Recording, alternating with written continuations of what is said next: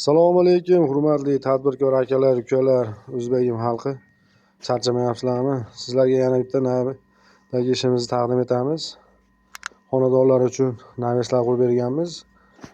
Yonginasida esa 4 sotikgina issiqxonani qurib berganmiz. Bu inshootimiz 8 ga 20 razmerdagi, ko'rishinglar mumkin, 8 ga 20 razmerdagi xonadonimizni tomini barpo qilib berganmiz.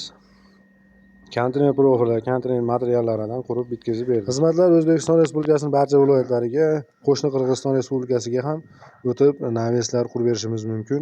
Xizmatlar bo'lsa, ekrandagi ko'rinib turgan 97 998 12 14 telefonlarga bemalol telefon qilib murojaat qilishinglar mumkin.